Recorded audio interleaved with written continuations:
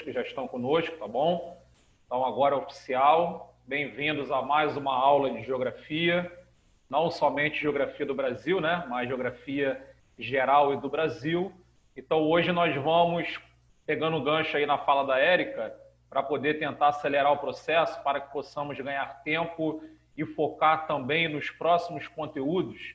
Eu vou corrigir, na verdade, eu vou explicar algumas questões que estão na tarefa domiciliar número 3, que está na tela de vocês.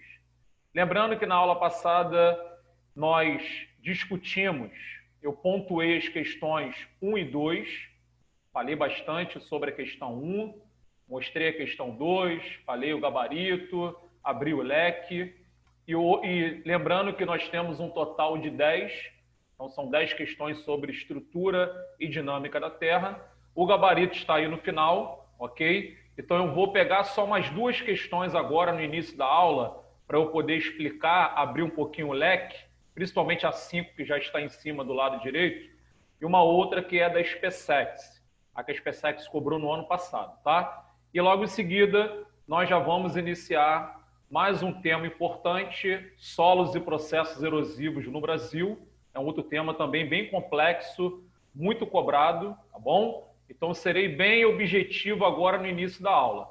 Se alguém tiver dúvida, alguma outra questão, vocês já resolveram as 10, com certeza. O gabarito está certinho, tá bom? Já conferimos. Então, se você tiver alguma dúvida em qualquer outra questão que aparecer na tela, você pode abrir o microfone e me chamar, ou então você digita aí a pergunta que eu estarei atendendo todos, beleza? Então, só uma forma da gente tentar focar nos próximos temas o quanto antes. Não estamos correndo, mas a Érica acabou de falar, né? História tem muito conteúdo, geografia tem muito conteúdo, então nós vamos tentar ganhar tempo aqui na medida do possível, beleza? Deixa eu só ver as mensagens que estão aqui, se a Érica está conversando com vocês, ou se tem alguma pergunta importante. Ah, beleza, valeu. Então, voltando. Na aula passada, olhem, que alguém quer falar? É o Caio, alguém? Professor, o senhor vai falar sobre geopolítica em algum momento ou já foi dado? Como Sim, não. Vamos abordar sim, tá? Hoje eu vou entrar no último tema da geografia física e depois da geografia física nós vamos falar sobre cartografia, sobre a geopolítica, tá? Podem ficar tranquilos, belezinha? Tranquilo, então vamos lá. Na aula passada, olha, por favor, lá para cima, para o lado esquerdo. Então, nós corrigimos e eu expliquei bastante a questão 1 e também a questão 2. E agora eu vou lá para a questão de número 5, que está lá em cima do lado direito. É uma questão que tem algumas informações interessantes. Posso dizer que é uma questão fácil, só que ela tem um esquema com informações, tais como arquipélago vulcânico, fossa, o oceano, a dorsal, fossa novamente do lado direito, o manto lá embaixo no centro e a litosfera aí do lado esquerdo. Só que deixa eu explicar a dorsal e a fossa. Com base no esquema a seguir, pode-se classificar o movimento de criação da dorsal identificada como. Preste bem atenção no que eu vou dizer, por favor. A dorsal, ela está justamente localizada, uma dorsal, ela fica localizada no encontro de 2 placas tectônicas. Quando eu falo encontro, eu não estou afirmando, dizendo que é uma área de colisão, onde tem um choque, o movimento convergente. Pelo contrário, a dorsal é uma falha que tem no oceano. E, por exemplo, entre a placa sul-americana e a placa africana, ou seja, no encontro dessas 2 placas, existe uma dorsal, que é a dorsal mesoatlântica. Só que a dorsal, ela surge, como as setas estão mostrando aí embaixo, vocês estão percebendo, está escrito dorsal no centro, e embaixo tem 2 setas. Está mostrando que a dorsal se forma justamente a partir do movimento divergente. Então, é o afastamento de placas. Por isso que é muito importante vocês analisarem os esquemas das questões da SpaceX. Quando cair alguma questão sobre estrutura e dinâmica da Terra, Daqui a pouco nós vamos resolver a questão das PSECs do ano passado e vocês vão perceber as setas. Então, as setas mostram se é um movimento convergente, se é um movimento divergente, se é transformante. Então, a própria figura, o próprio esquema da questão 5 já nos dá a resposta, porque tem uma seta para a direita e uma seta para a esquerda. Então, mais uma vez, com base no esquema a seguir, pode-se classificar o movimento de criação da dorsal identificada como, nesse caso, é claro, nós temos justamente a opção D, delta, que é o movimento divergente. Então, é o afastamento. É justamente o gabarito da questão das PSECs do ano passado, que eu vou mostrar daqui a pouco. Segura um pouquinho aí na 5 ainda, por favor. Já a fossa, nós chamamos de fossa oceânica ou fossa abissal. De novo, aí é o relevo submarino. Vocês estão vendo?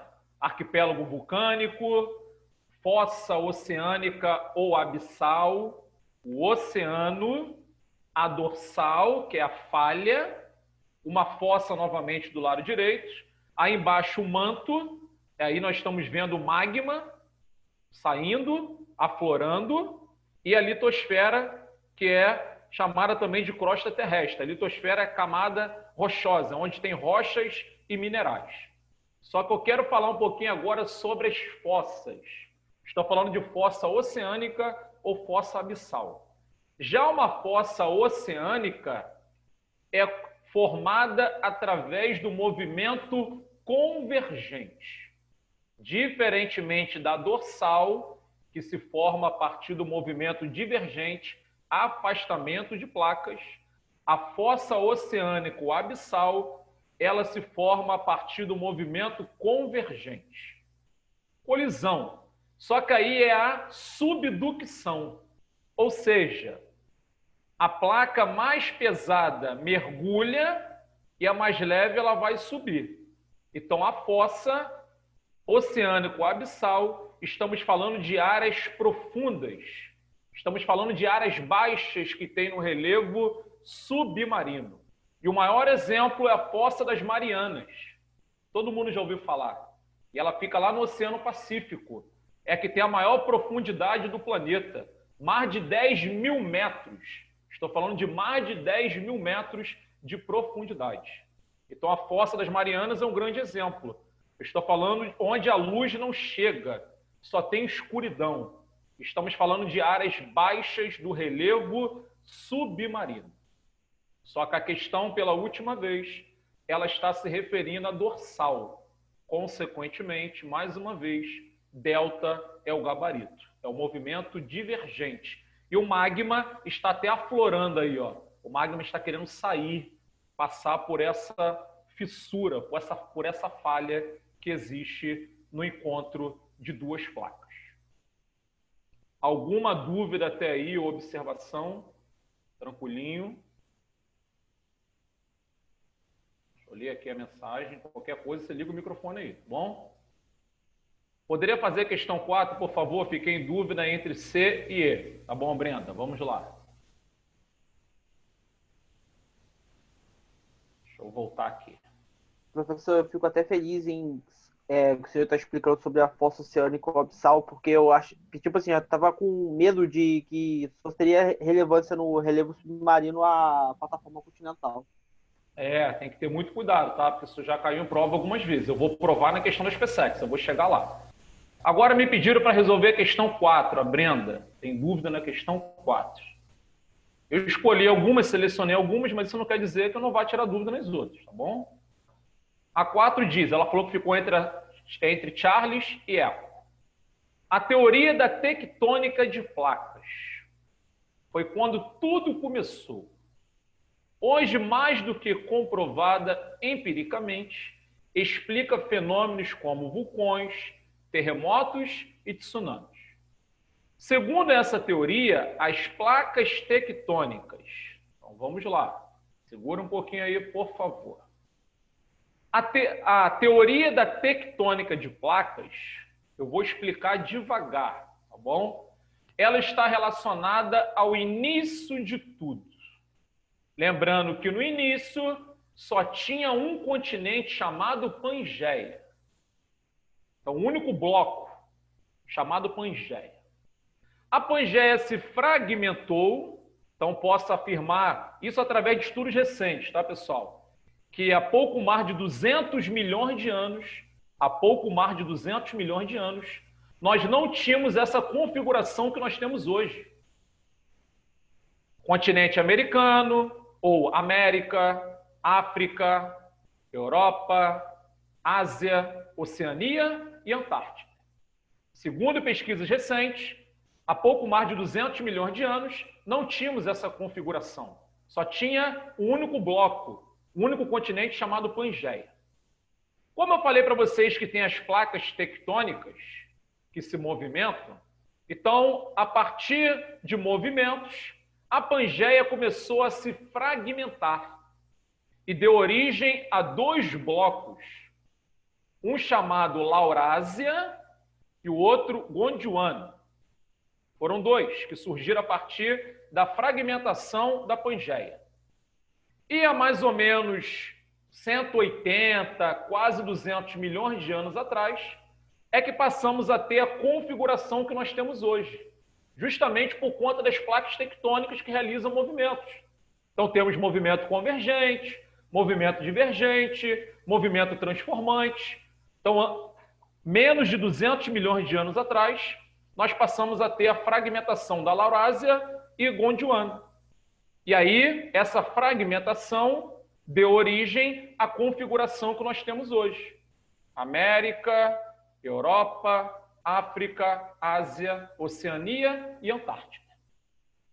Então, a teoria da tectônica de placas avançando, hoje mais do que comprovada empiricamente, explica fenômenos como vulcões, terremotos e tsunamis. Estamos falando de choque entre placas tectônicas, principalmente, colisão, orogênese. Segundo essa teoria, as placas tectônicas, de fato, Brenda, justamente a questão 4, Charles. Se deslizam sobre o magma do interior da Terra e chocam-se em alguns pontos da crosta. Estamos falando das placas tectônicas, que estão em constante movimento. Já sabemos quais são as camadas da Terra. Segura um pouquinho, por favor. Aí a questão de número 2. Lembrando que é um esquema simples, tá? Então, nós temos 4. A crosta terrestre, o manto, o núcleo externo e o núcleo interno. E sobre o manto, em cima do manto, nós temos a crosta terrestre. É onde nós temos 14 placas tectônicas principais, sendo 7 continentais maiores e 7 oceânicas menores. E é isso que a teoria da tectônica de placas está dizendo. Então, Charles é o gabarito da questão. Quer ver uma outra parecida rapidinho? Segura um pouquinho, por favor.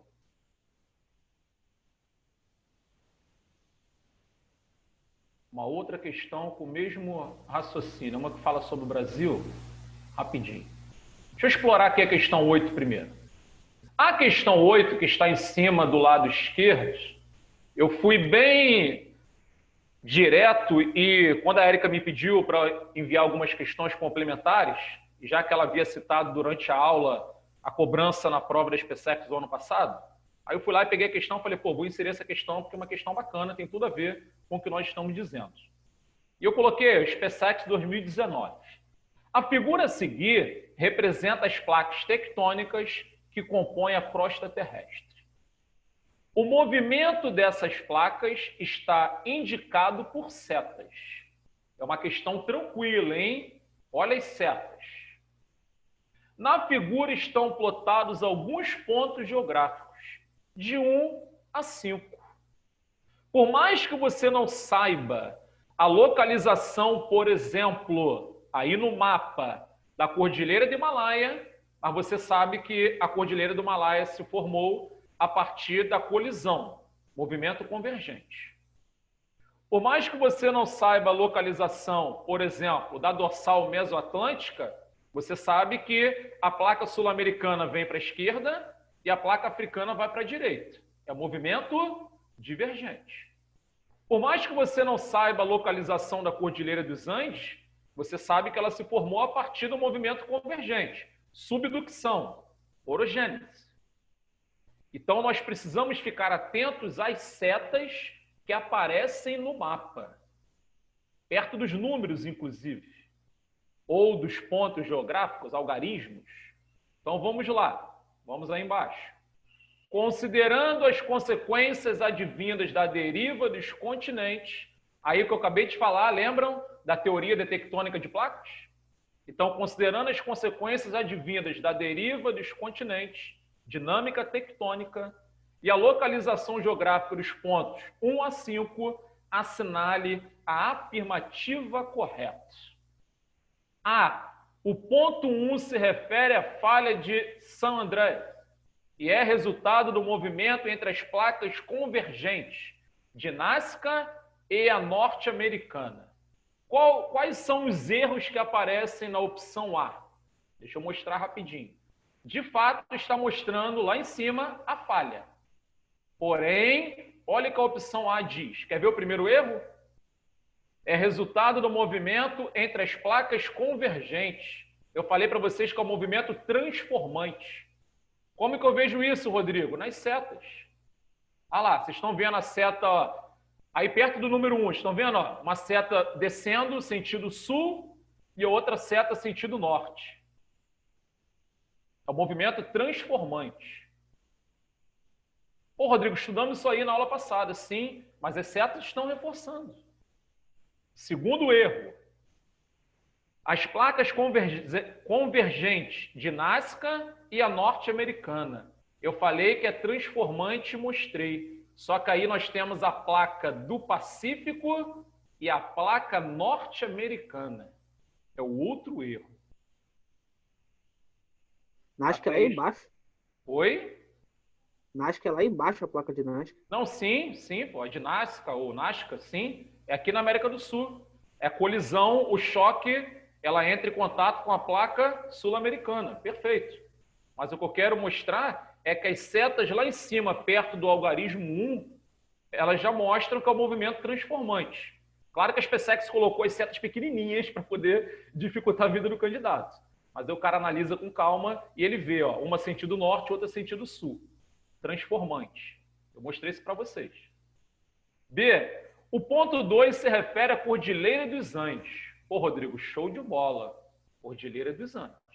Até aí tudo bem. E é resultado do movimento entre as placas conservativas do Pacífico e a Sul-Americana. Não, é o movimento convergente entre a placa de Nazca e a placa sul-americana. E as setas estão mostrando. Só que isso aí você já sabe, você já estudou. Então a B também está errado. C. O ponto 3 se refere à dorsal mesoatlântica e é resultado do movimento entre as placas divergentes, a africana e a sul-americana. Acabei de falar para vocês que a dorsal oceânica, ou, no caso aí, a dorsal, ela se forma justamente a partir do movimento divergente. E, mais uma vez, olha o que a questão 5 está mostrando. A 5 ajuda a responder aquela da SpaceX. Olha lá, olha a dorsal, olha as setas. Uma vai para a direita e a outra para a esquerda. Movimento divergente. Por isso que a questão 8 tem Charles como o gabarito. Deixa eu organizar aqui. Charles. Vamos ver a D, o erro? O ponto 4 se refere à fossa abissal do Atlântico Norte e é resultado do movimento entre as placas convergentes de norte-americana e a europeia. Olha só o erro. Olha lá para o número 4, por favor. Olha lá as setas. Vocês estão vendo? Ó? Ali é o movimento divergente. Então, na verdade, nós não temos a presença da fossa abissal do Atlântico Norte. Ali foi para confundir. Você está vendo lá no Oceano Atlântico. Ok? Só que o que eu quero dizer é que as setas mostram que ali nós temos o movimento divergente. E ali não está presente essa fossa abissal ou fossa oceânica do Atlântico Norte. Eco. O ponto 5 se refere ao Himalaia, Cordilheira do Himalaia, e é resultado do movimento entre as placas divergentes arábica e indiana. Falei para vocês que a Cordilheira do Himalaia nós chamamos de dobramentos modernos, conjunto de montanhas, que se formou a partir do movimento convergente. E vocês estão vendo justamente isso aí, ó. Olha as setas como mostra. Nem precisa olhar as setas. Isso aí já está batido. Então, mais uma vez, essa questão da SpaceX do ano passado é uma questão dada. É só analisar com calma que você consegue matar a questão. Alguma dúvida ou observação até aí, pessoal? Mais alguma outra questão? Tranquilinho? Beleza? Tranquilo. Mais alguém gostaria de fazer alguma pergunta? A 10 fala sobre o Brasil, a localização do Brasil. Por exemplo, deixa eu só ler a 10 rapidinho, segura aí. Não são raros os relatos de ocorrência de terremotos no território brasileiro. Porém, diferentemente do que acontece no Japão, nos Estados Unidos e no Chile, por exemplo, os terremotos aqui observados normalmente são de baixa magnitude.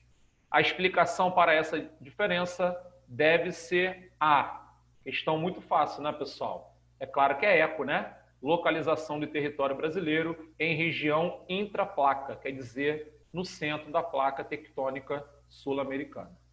E as outras também são tranquilas, acredito que vocês não tenham encontrado dúvida. Alguém em especial gostaria de tirar outra dúvida? A 7 também, ó, tranquilinha, fala sobre o Brasil. Tá tranquilo. Tranquilo, né?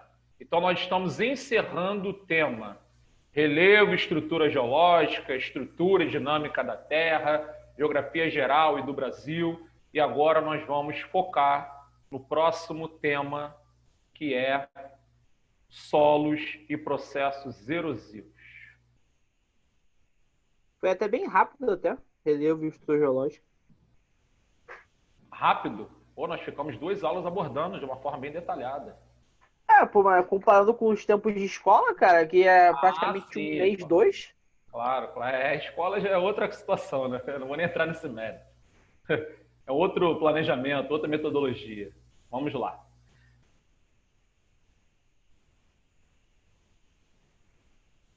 Então agora, mais uma vez, nós vamos estudar solos e processos erosivos no Brasil, parte 1. Eu vou avançar bastante com vocês até às 21h45. Como tem muitos slides, eu vou falar também sobre lixiviação, laterização, ravinamento. Eu vou no ritmo bacana. Provavelmente vai ficar uma parte para a próxima aula. Bom? Então vamos nessa. Solos e processos erosivos no Brasil.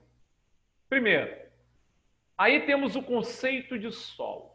Então, solo corresponde à decomposição de rochas que ocorre por meio de ações ligadas à temperatura, como calor, além de processos erosivos provenientes da ação dos ventos, chuva e seres vivos, tais como bactérias e fungos. Pessoal, eu preciso compartilhar algo muito importante.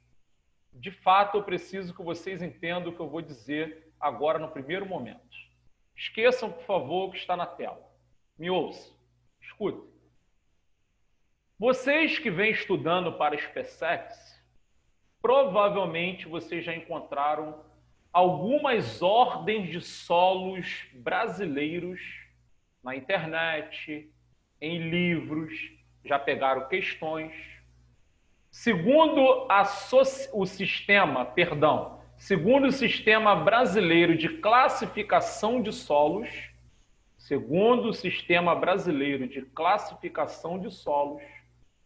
estão presentes no Brasil 13 ordens diferentes de solos. Vou repetir, são 13 ordens diferentes de solos. Eu não usei as seguintes palavras, ou não falei a frase. São 13 tipos de solo. Eu estou dizendo que são 13 ordens de solos diferentes no Brasil. Isso quer dizer que você precisa estudar as 13 ordens como argissolos, latossolos, detalhadamente, para as PSECs, para a ESA e outros concursos militares? Não. Conhecimento nunca é demais. Se depois você quiser dar uma lida, se aprofundar, beleza. Aqui nós vamos falar dos 4 principais solos do Brasil. Eu não estou dizendo que são os únicos. Estou dizendo que são os 4 principais solos do Brasil. E aqui eu vou falar de nomes populares. São nomes populares, porém aparecem em livros, aparecem em provas, aparecem em sites confiáveis. Agora, mais uma vez, esses 4 tipos de solo estão inseridos nessas ordens. Se você fosse, por exemplo, agora cursar geologia, se você fosse cursar agronomia, provavelmente você teria que estudar detalhadamente as 13 ordens de solos. E você pegaria até estudos realizados pela Embrapa, que é a Empresa Brasileira de Pesquisa Agropecuária. E a Embrapa é referência no Brasil. Ela tem pesquisadores assim, os caras são tops. Os caras são muito bons em solos. Como vocês não estão fazendo agronomia, nem geologia, vocês vão prestar o concurso das PSECs, alguns inclusive da ESA, eu preciso que vocês foquem nesses 4 que eu vou compartilhar a partir de agora. Terra roxa, massapê, salmourão e aluvial, também conhecido como solo de várzea. Quem fez o simulado? Pode falar, querido. Pode repetir os nomes, professor? Vou repetir, eles vão até aparecer aqui na tela, tá? Deixa eu colocar aqui, rapidinho. Aí embaixo, em vermelho, quase vinho, ó. Depois eu vou explicando devagar. Terra roxa, massapê, salmourão e aluvial. Esses são os que aparecem nas provas. Se você quiser ler sobre argissolo, latossolo, fique à vontade. Mas o que eu quero afirmar é que você não precisa se aprofundar, ficar perdendo tempo estudando essas ordens, esses termos técnicos. Ok? Então deixa eu voltar aqui e eu vou devagar, tá? Voltando. Já que eu falei... Pode falar, querido. Acertei a questão na ESA, estava falando disso. A questão do simulado do domingo retrasado, não é isso que você está dizendo? Sim. É, isso Cara, mesmo. que sorte. É, isso aí. A questão do simulado, do primeiro simulado online, de fato, tinha uma questão com... E o gabarito era justamente a informação que aparece em vermelho naquele slide. Perfeito. Vamos lá? Vamos nessa. Solo corresponde à decomposição de rochas. O que eu quero dizer para vocês, de uma forma simples, é: o relevo brasileiro, por isso estudamos relevo primeiro, o relevo brasileiro é considerado muito antigo e desgastado. Quer dizer que durante milhões e milhões de anos, os agentes externos, exógenos, principalmente o vento e a chuva, desgastaram, esculpiram as rochas. E a decomposição ou fragmentação de rochas é o que dá origem a solos. Então, os solos são formados, geralmente, a partir da decomposição ou fragmentação de rochas. Lembrando que no Brasil nós temos muitos tipos de rochas, que ocorre por meio de ações ligadas à temperatura, como o calor, além de processos erosivos provenientes da ação dos ventos, agentes externos, ventos, chuva, temos os seres vivos. Nesse caso, estamos falando de bactérias e fungos. E eu vou mostrar que o Brasil é um país privilegiado. O Brasil é o 5º maior país do mundo em extensão territorial, ou seja, um país com dimensões continentais. Então, o Brasil possui cerca de 8,5 milhões de quilômetros quadrados. O Brasil tem uma hidrografia rica, já estudamos. No Brasil tem um predomínio de climas quentes e no Brasil também tem alguns solos de extrema fertilidade. É o que eu costumo dizer, eu costumo brincar com vocês. A natureza foi muito generosa para com o Brasil. Não é à toa que o Brasil é um dos maiores produtores e exportadores de soja, de laranja, de cana-de-açúcar, de café, de cacau, Então, o Brasil aproveite muito seu território, a hidrografia e também os seus solos férteis, principalmente. Ok? Mais alguma pergunta ou observação até aí? Tranquilinho? Agora vem um esquema muito bacana com as camadas do solo. Eu vou começar a digitar as informações complementares.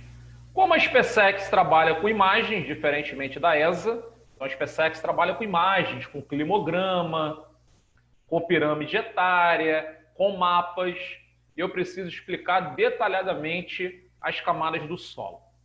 Foquem bastante, por favor. Estamos vendo do lado esquerdo as camadas superficiais, que são duas. É a camada O, também chamada de camada orgânica, e o horizonte A. E temos as camadas subsuperficiais, que vem em seguida, horizonte B e C e o R de rocha-mãe. E eu não falei para vocês agora mesmo que os solos são formados a partir da fragmentação ou decomposição de rochas? E isso pode demorar milhares ou milhões de anos? E eu estou afirmando que os solos se formam de dentro para fora. Olhando as camadas do solo, começando pela rocha-mãe, que é o R lá embaixo. Aí começa a decomposição da rocha-mãe, e aí nós temos as camadas que vão se formando, ou os horizontes. Ok? Mas vamos falar um pouquinho da camada O, que é a camada orgânica. Eu já vou afirmar, compartilhar logo de cara, que os solos da Amazônia são pobres. Estudamos isso aí há mais ou menos 2 meses, quando eu falei sobre vegetação. Então, os solos da Amazônia são pobres e arenosos. Porém, sobre os solos pobres da Amazônia, tem o quê? Humus. Matéria orgânica em decomposição. É o que nós chamamos de serrapilheira. A floresta sobrevive dela mesma.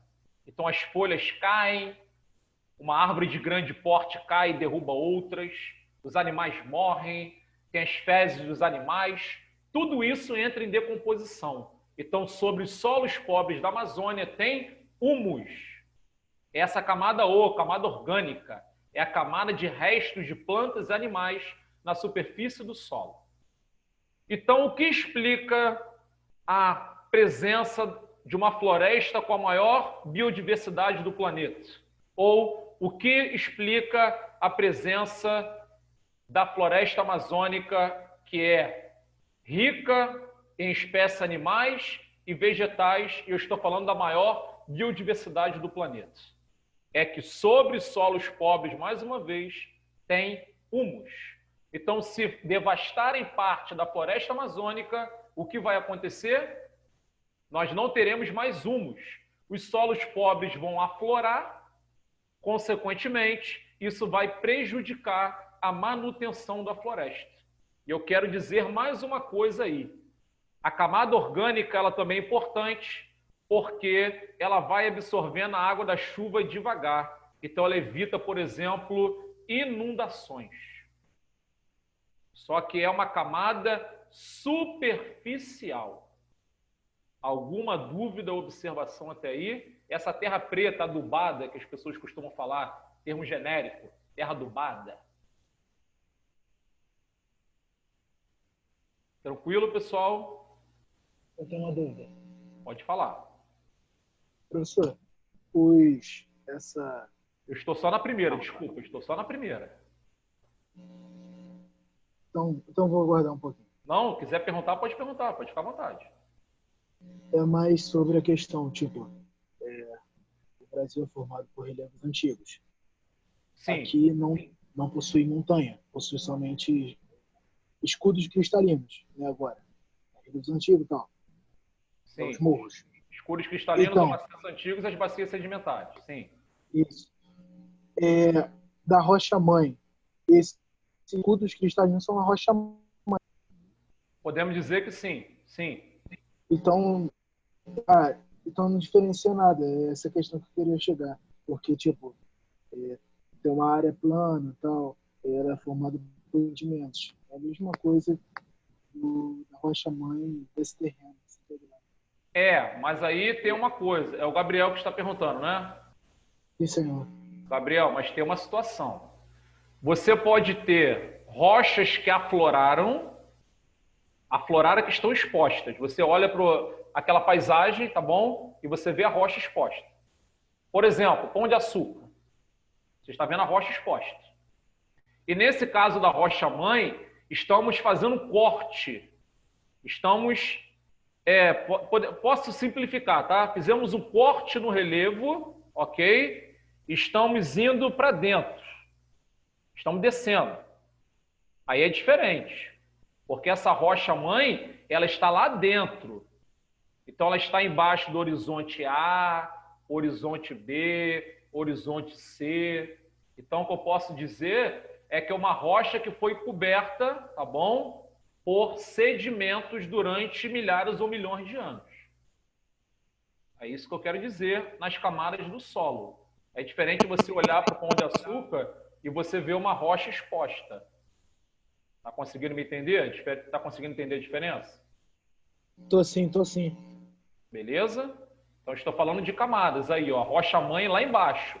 E em cima da rocha-mãe, tem horizonte C, horizonte B, horizonte A. Inclusive, na superfície, a camada orgânica. A camada orgânica. Beleza? Então, vamos lá. Depois vem o horizonte A. Primeiro horizonte mineral do solo, mais escuro, por conter mais humus que os horizontes B e C.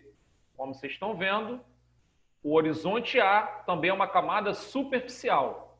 E ele é mais escuro por conter mais humus, matéria orgânica em decomposição, que os horizontes seguintes B e C. Por isso que eu falei, ó, se forma de dentro para fora. Estou falando de decomposição da rocha, nesse sentido. Horizonte C. Horizonte formado por partes pouco desagregadas da rocha-mãe, com presença de materiais que ainda estão se transformando em solo. Então, a rocha está sendo decomposta. E para poder o horizonte C, por exemplo, tá? chegar a se tornar o horizonte A, isso pode demorar milhares ou milhões de anos. É isso que eu quero dizer. Isso não acontece em décadas ou centenas de anos. Isso costuma ocorrer durante milhares ou até milhões de anos.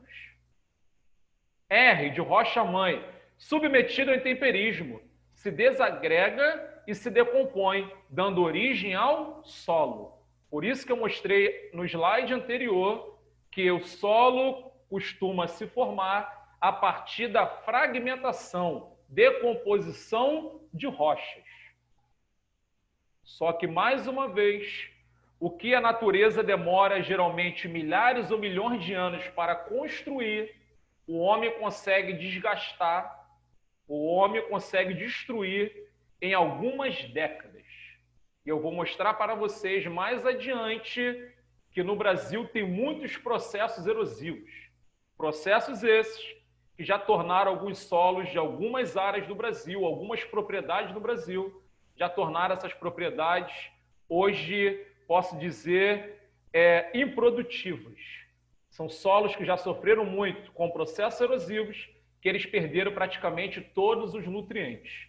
Então, como o Brasil é um país que produz muitos alimentos, então no Brasil, infelizmente, em algumas áreas, nós temos o mau uso do solo, ou uso excessivo. Consequentemente, o que a natureza demora milhares ou milhões de anos para construir ou para formar, o homem consegue desgastar ou esgotar em algumas décadas.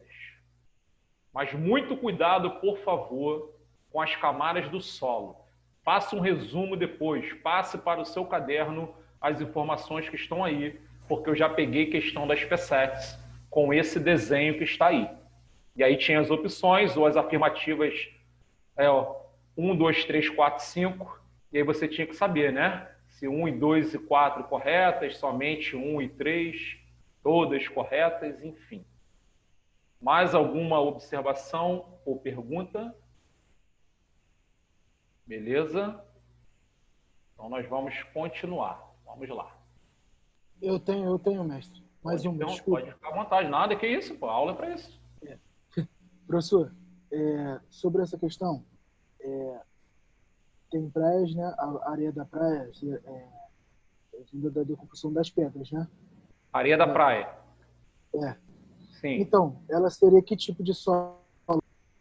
Areia da praia é um solo arenoso.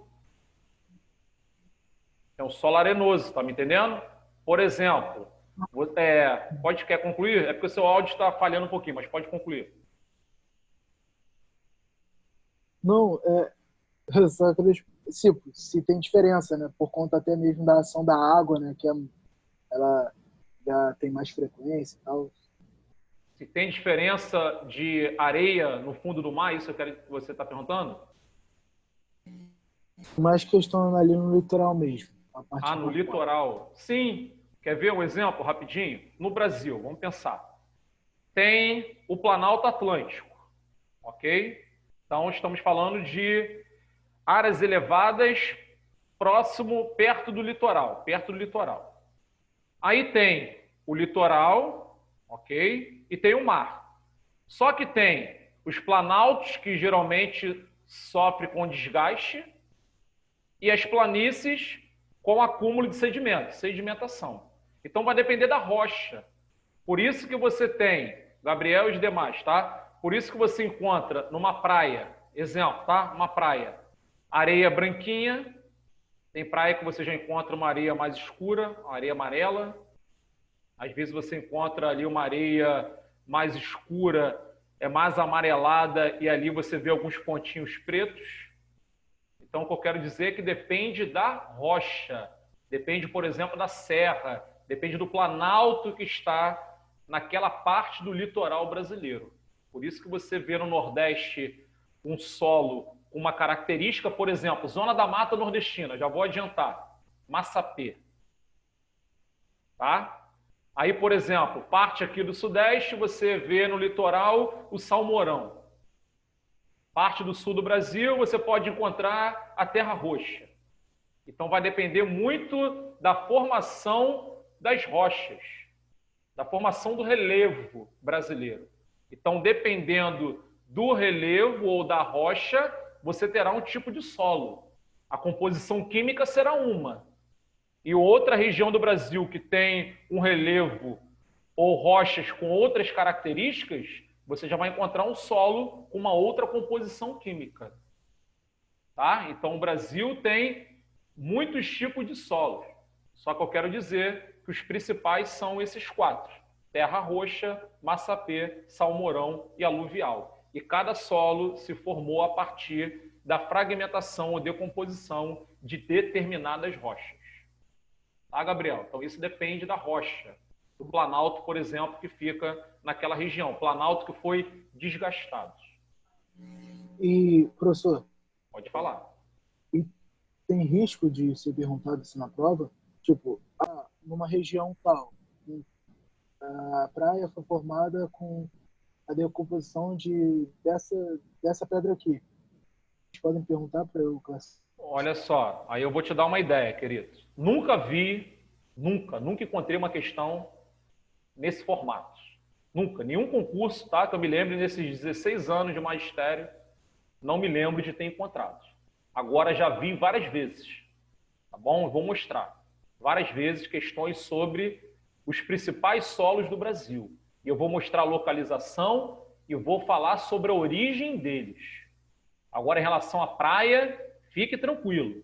O que você precisa saber é a origem dos principais solos do Brasil. Eu só estou nas camadas do solo. Eu vou começar... Desculpa o termo que eu vou usar, tá? Só para descontrair. Eu vou começar a desenrolar o negócio agora. Beleza? Então, vamos lá. Tá bom, obrigado, tá, professor? Nada, que isso. Precisando, chama, querido. Deixa passar não, hein? Brasil. Professor, pode falar. Desculpa. Sobre o que gera aquele processo aí de degradação? É o quê? É o movimento das placas ou é um processo natural? Não. Calma aí. Você está falando de degradação da rocha, fragmentação da rocha. Fragmentação da rocha, exato. Não. Aí já estamos falando do intemperismo, por exemplo, tá? Então temos intemperismo físico, químico e biológico, ok? E eu posso afirmar que o principal deles é o intemperismo físico. E eu estou falando principalmente dos agentes externos, exógenos, como o vento e a chuva. E também os rios, que transportam. Depois eu vou mostrar o solo tipo aluvial. Ele é muito comum na Amazônia, só que lá ele costuma ser chamado de solo de várzea. Eu vou mostrar que o Rio Amazonas ele vai transportando os fragmentos de rochas. E esses sedimentos, ou esses fragmentos, ficam depositados nas margens do rio. Então, principalmente, a ação da água da chuva, temos aí, tá, o temperismo químico, temos também o intemperismo físico, os agentes externos, e eu posso afirmar que os principais são o vento e a chuva. Então, esquece placas tectônicas aqui na formação de solos, tá? Aqui eu estou falando dos animais, estou falando do vento, da chuva, do desgaste. Partículas que soltam, que são transportadas pelo vento e a chuva, principalmente. Perfeito, obrigado. Nada, vamos lá. O Brasil destaca-se como grande produtor agrícola. Falei para vocês, vou falar pela segunda e última vez, é que o Brasil é um dos maiores produtores e exportadores de laranja, soja, cana-de-açúcar, café, cacau. Então o Brasil ele aproveita muito os solos. Eu vou mostrar também que o solo não precisa ser fértil não, tá? O Brasil tem tecnologia, tem profissionais qualificados, ou seja, referências, tá bom? Estudo de solos. Tem Embrapa, que é a empresa brasileira de pesquisa agropecuária, que tem alguns prédios espalhados pelo Brasil. Na zona sul do Rio de Janeiro tem Embrapa Solos. Se não me falha a memória, lá em Pernambuco tem Embrapa Solos. Então tem lá os engenheiros que estão o tempo todo estudando os solos do Brasil. Eu estou afirmando que como tem máquinas agrícolas disponíveis, tem produtos químicos, agrotóxicos, fertilizantes, adubos químicos, profissionais, tecnologia. Então até o solo que não é fértil, ele consegue ser, o Brasil consegue transformá-lo. Ou seja, consegue tornar esse solo, entre aspas, rico em nutrientes. Mas quando pega um solo extremamente fértil, é melhor ainda, né? Porque a natureza, ela se encarregou todo o processo. Então, a natureza, ela formou aquele solo extremamente fértil. Esse é o ideal. Agora, vou adiantar, depois eu vou detalhar. O salmourão, por exemplo, não é um solo rico em nutrientes. Só que ele não é descartado, não. Estou dizendo que usam produtos químicos, prepara o solo, tem um arado, e aí eles transformam o salmourão, por exemplo, em um solo fértil. E aí o Brasil manda ver, ó, aí cultiva milho, soja, cana-de-açúcar, café e vai aproveitando. Hoje é possível aproveitar os solos que não são ricos em nutrientes. Posso afirmar que 50, 60 anos atrás era pouco provável no Brasil. Hoje não. Hoje até no sertão cultivam uva e produzem vinho. Quem diria 40 anos atrás que seria possível cultivar uva, pera, maçã e produzir vinho no sertão? Por quê? Tecnologia, pesquisa, projetos de irrigação. Tranquilo até aqui, belezinha? Vamos lá. Pode falar. Por que a plantation ela dificulta a fertilidade do solo? Dificulta a fertilidade do solo? É porque é um uso excessivo, Caio. O ideal é o que nós chamamos de rotação de cultura. Ora, um ano você planta o milho, no outro você planta a soja, no terceiro você deixa a terra descansar, depois você planta o algodão, aí você vai fazendo desta forma. Você evita o desgaste do solo e também a ação de pragas. Agora, no que você acabou de falar, é uma atividade monocultora, é um cultivo de um único produto. E aí eles usam durante décadas. É o que está acontecendo no Brasil Central com a soja. Já tem uns 40 anos que vem produzindo soja em larga escala no Cerrado. Nossa. Além da devastação do Cerrado, tem o mau uso do solo. E já posso mostrar, depois eu vou mostrar que lá já tem propriedades que estão sendo abandonadas, justamente por conta do uso excessivo. Querem viver o momento, querem ganhar dinheiro hoje. Ele não quer saber daqui 30, 40, 50 anos. Muitos proprietários. E como o Brasil, desculpa o termo que eu vou usar, tá? É um país frouxo, a legislação ambiental brasileira é considerada a mais completa do mundo, só que no Brasil praticamente não tem fiscalização, muito menos punição. E geralmente latifundiários são o quê? Pessoas influentes. Não tem a bancada ruralista no Congresso? Aí os caras vão ser punidos se os governadores, deputados, senadores geralmente são donos de grandes propriedades? Aí os caras fazem o mau uso do solo e abandonam a terra e compram outra. Abandonam entre aspas, tá? Eu quero dizer que eles não produzem mais naquela terra. Os caras não estão na política, os latifundiários não são senadores, não são deputados, não são governadores, prefeitos, enfim. Hoje uma mensagem já não resolve tudo? É isso, é o Brasil, infelizmente. Professor, Entendeu? Pode falar. então o avanço do desmatamento da floresta amazônica pode ter isso como um motivo?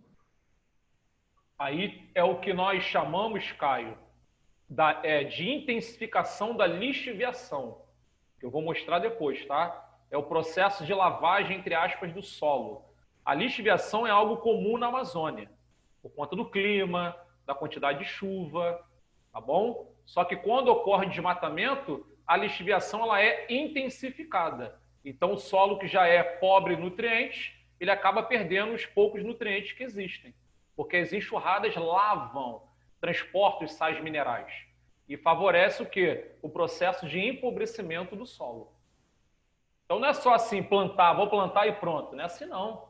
Tem que ter todo um planejamento, todo um estudo. Lembra que eu falei no início? Porque a natureza pode demorar milhares ou milhões de anos para construir, o homem consegue destruir em algumas décadas? É o que está acontecendo em algumas regiões do Brasil, principalmente nos cerrados, na Amazônia e outras partes importantes do nosso país. Ok? Por quê? A ausência de fiscalização, de punição. A legislação ambiental está aí, só que ela não é cumprida. As leis não são cumpridas. Beleza? Vamos avançar mais um pouquinho? Vamos lá. Professor, Pode falar. a falta de fiscalização no Brasil é tão grande que, na maioria das vezes, quando eu faço uma redação, eu coloco como solução a punição daqueles que estão cometendo tal ato. E é basicamente acessível. Sim. Mas o problema é que tem a bancada ruralista nesse sentido, cara. E a bancada ruralista cresceu. Estou falando de deputados e senadores. Os caras, são eles que elaboram as leis. O presidente sanciona, correto? Aí os caras vão querer elaborar leis que venham prejudicá-los. Rapidinho, parênteses. Vocês acompanharam recentemente a lei dos agrotóxicos, dos produtos químicos? Pô, agora Sim. não precisa ficar colocando rótulo, desenho da caveira, ficar especificando. Estão camuflando. Por quê? Porque querem usar cada vez Isso mais. é verdade. Isso eu estou falando. A bancada ruralista cresceu. E aí os caras elaboram as leis. Estamos falando de um grupo considerável dentro do Congresso.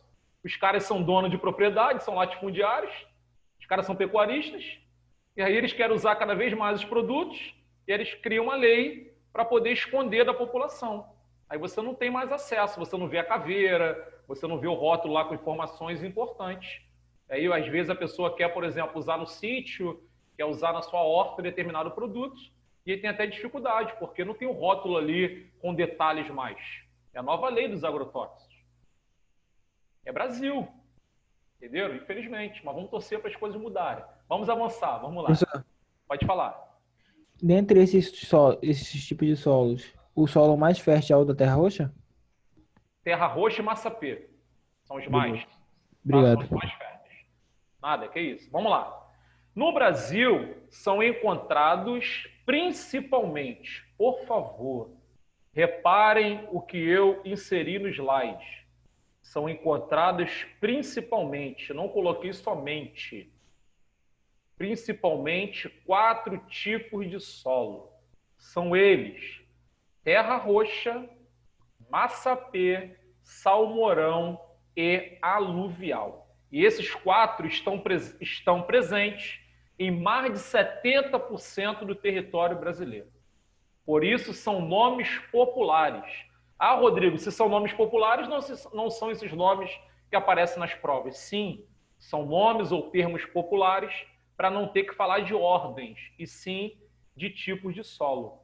E eu vou mostrar ao longo da aula, seria até algumas questões aí nos slides, eu vou mostrar como que os concursos cobram.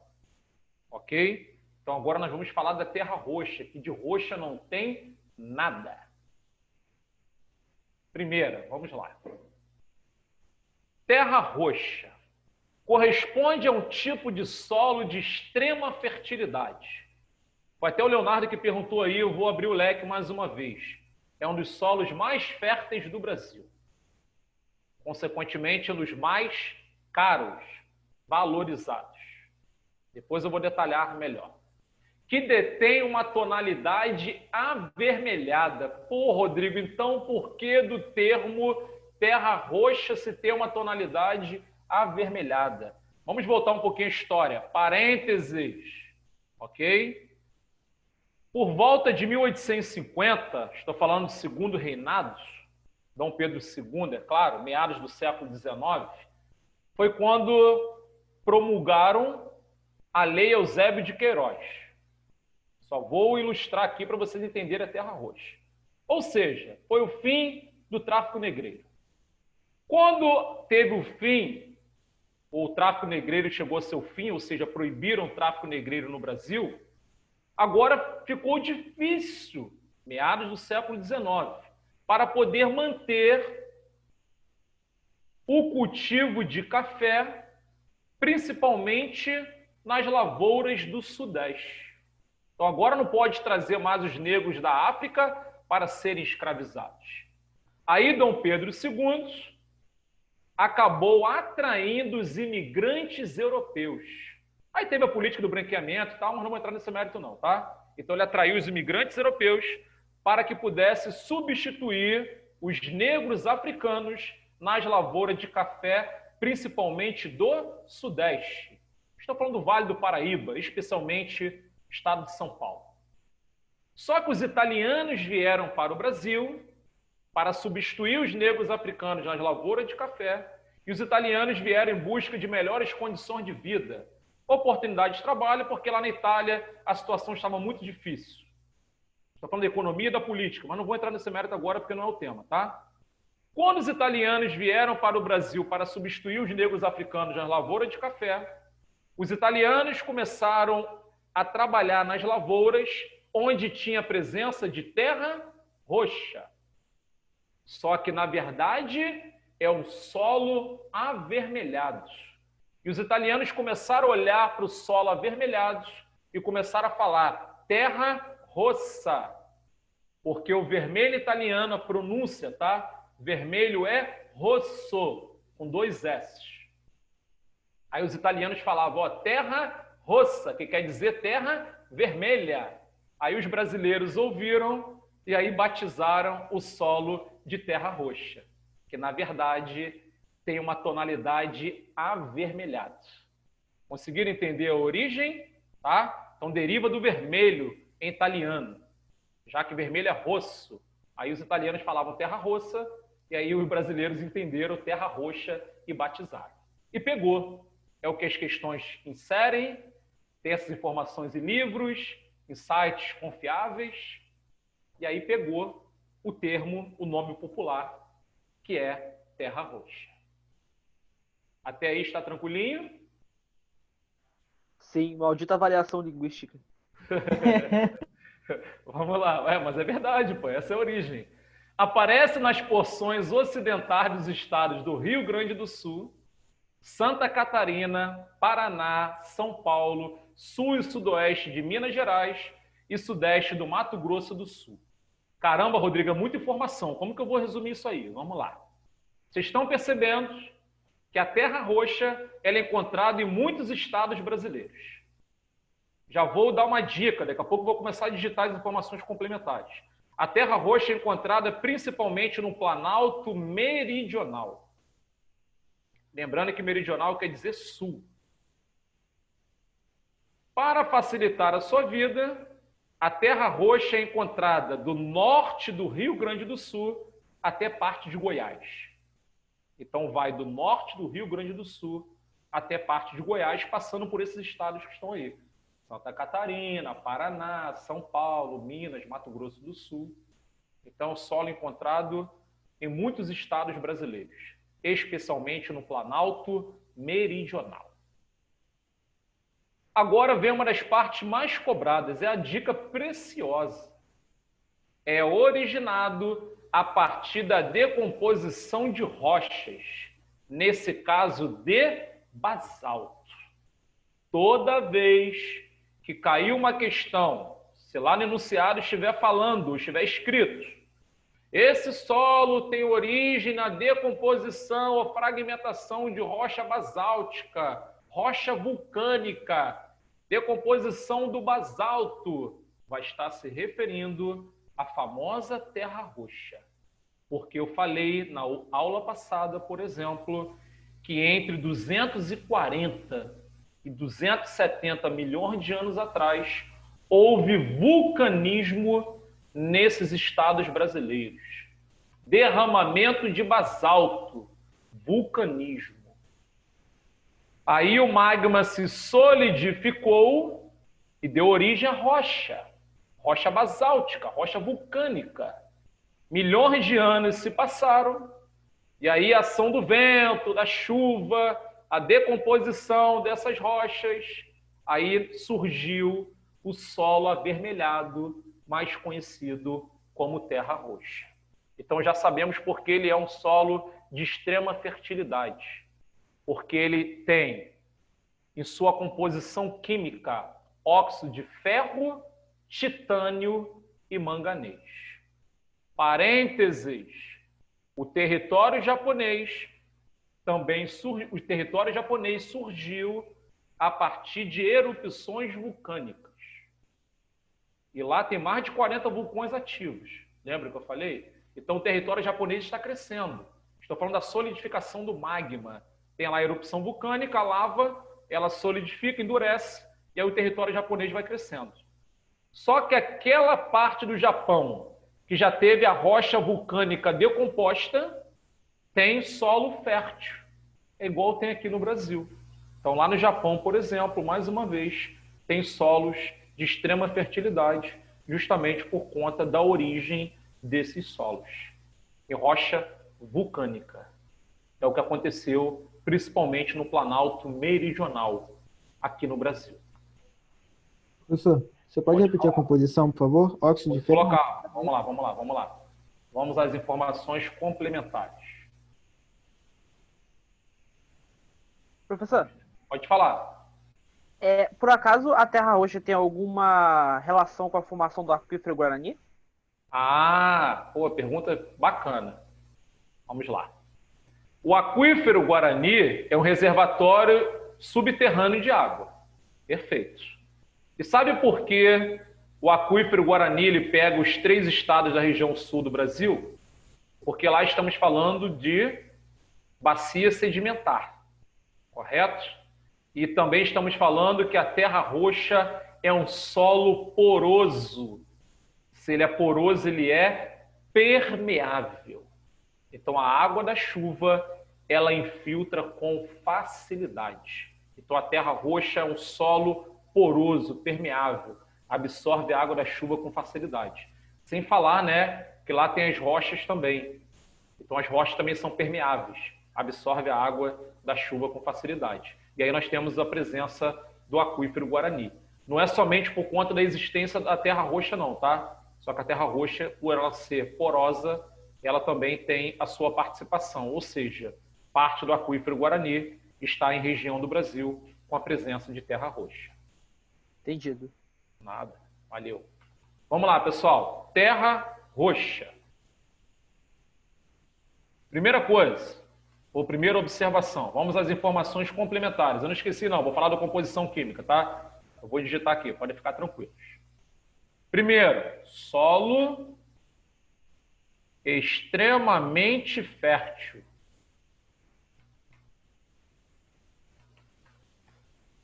Porém, ácido. E aqui já tem uma dica importante, hein? Então, solo extremamente fértil ou de extrema fertilidade, tanto faz. Porém, ácido.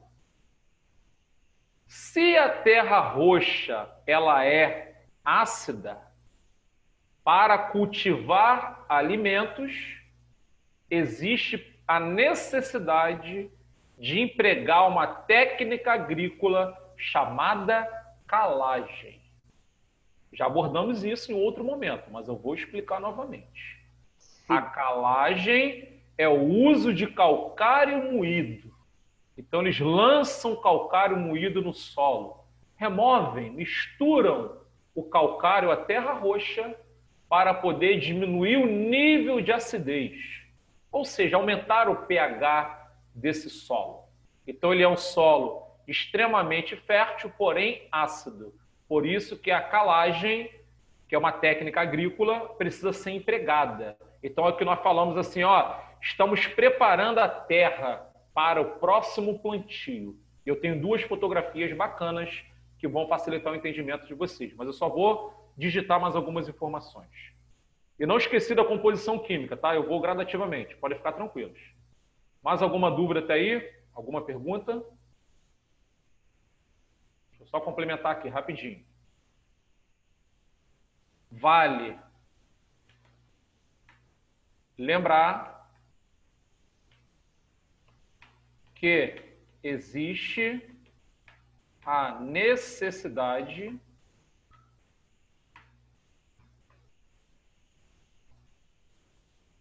de empregar uma técnica agrícola chamada calagem, com o objetivo de diminuir o nível de acidez desse solo.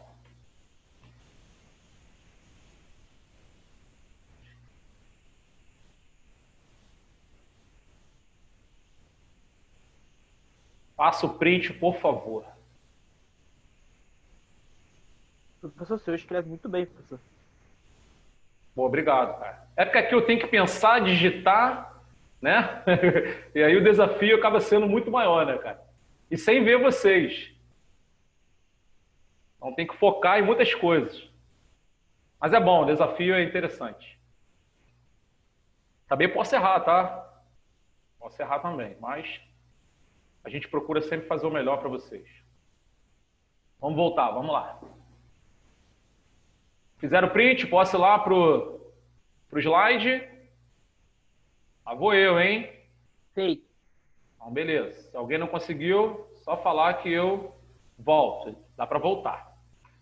Aí nós temos, não terminei, vou explorar muito, eu vou investir muito aqui na terra roxa, tá bom? Aí tem a característica visual do solo tipo terra roxa. Olha o que eu falei para vocês. Vamos olhar primeiro, vamos explorar a fotografia da esquerda. Aí vocês estão vendo a terra roxa, que é um solo avermelhado. Show. Estão percebendo também que já prepararam a terra. Olha aí, ó, já teve o arado, tem as valas. E provavelmente já empregaram aquela técnica agrícola chamada calagem. Provavelmente. Isso aí é algo muito importante. E vocês estão vendo que é um solo poroso. Como assim, Rodrigo? Se você for ao sul do Brasil, por exemplo, numa fazenda parecida com essa, você vai pegar o solo, vai lá e vai pegar um pouquinho de terra roxa. E você vai esfregar as mãos e você vai perceber que é um solo solto, poroso, permeável. Vou ler a mensagem. Então, a água da chuva, ela infiltra com facilidade e as raízes das plantas conseguem se fixar também com facilidade. É um solo extremamente fértil, porém ácido. Não esqueça. Professor, é bobeira, não precisa ler, não. Ah, então tá beleza. Já na fotografia da direita, também temos a presença da terra roxa. Mas agora tem um corte. É como se fossem as camadas do solo que eu mostrei lá no início. Na superfície, vocês estão vendo, é nítido, tá? A presença da terra roxa. E agora estamos vendo a coloração. Olha como muda. Vai descendo, você percebe a mudança da coloração. Justamente porque nós temos aí, por exemplo, de dentro para fora, a formação desse solo. E só para vocês terem noção do valor da terra roxa, quando alguém vai arrendar, o que é arrendar, Rodrigo? É como se fosse um aluguel. Quando alguém vai arrendar 1 hectare de terra, 1 hectare equivale a um campo de futebol com dimensões oficiais. Aproximadamente isso para vocês entenderem. Então, quando alguém vai arrendar 1 hectare de terra roxa, geralmente precisa pagar R$ 40.000. É uma espécie de aluguel, é para cultivar, por exemplo, café durante um ano e meio. Então, o cara paga cerca de R$ 40.000 por hectare. Se forem 100 hectares, 1.000 hectares, quanto que não vai pagar? Aí o dono fica todo bobo, né? Ele está arrendando, não está tendo gasto com nada, não está colocando as mãos em nada. Mas está arrendando, mas isso aí é documentado, tá? Tudo documentado, tudo direitinho. O valor, o que vai cultivar, qual é o período. Não é nada de boca não, tá? Tudo documentado. Vai ao cartório, reconhece firma, enfim. Tranquilinho? Tranquilo. Pode falar. Tranquilo. Então, beleza. Vamos continuar aqui. Ainda estou na terra roxa, vou ficar um tempo. E vou responder a pergunta lá da composição química. Terra roxa. Solo poroso. Reforçando, tá? Quer dizer permeável. Vamos continuar.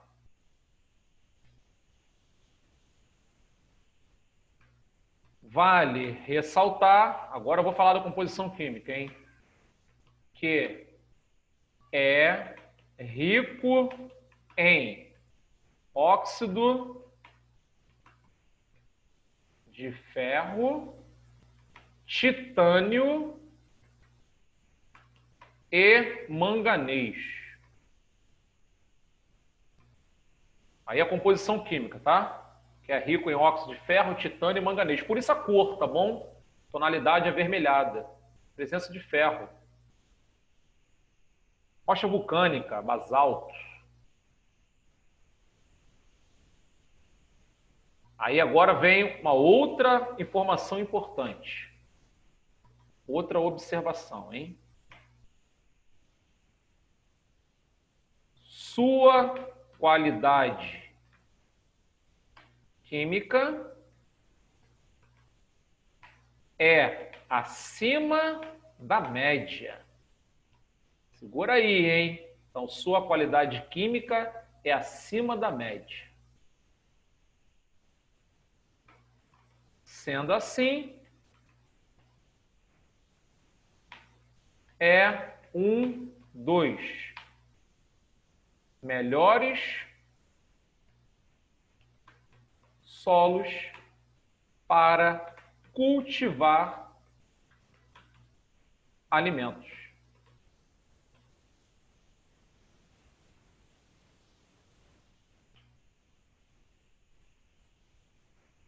Então, esse é um dos mais férteis do Brasil, um dos melhores.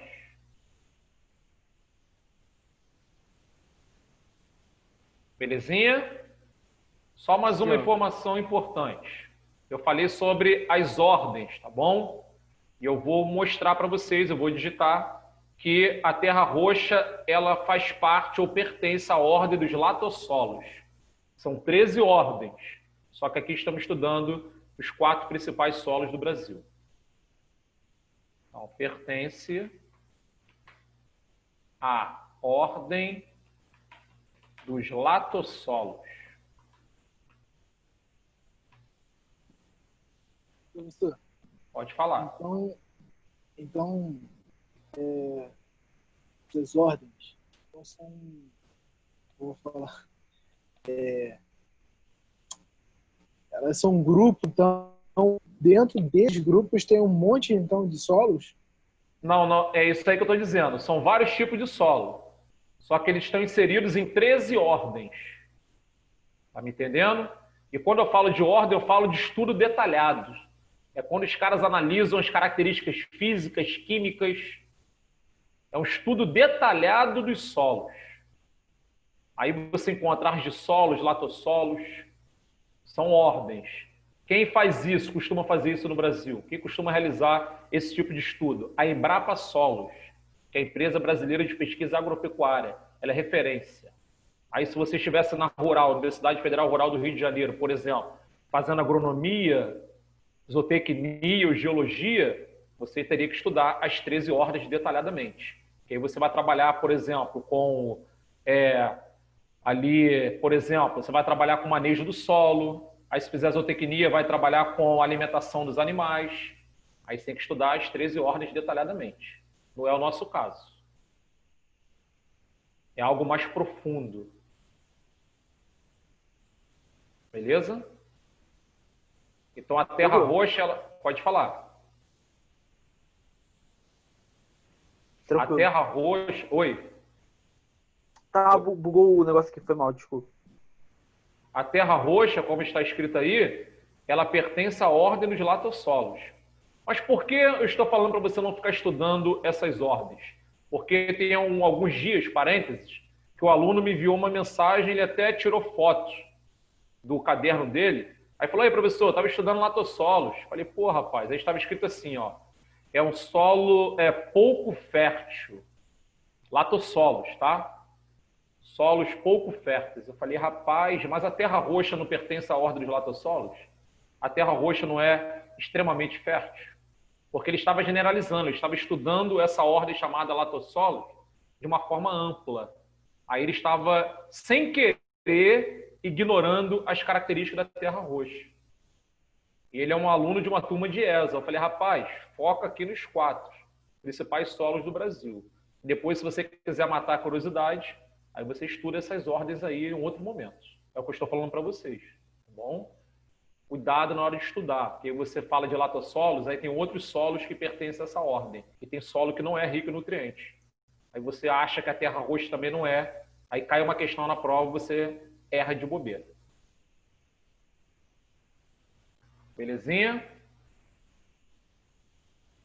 Mais alguma observação? Alguma pergunta? Então vamos continuar. Paramos ainda não, tá?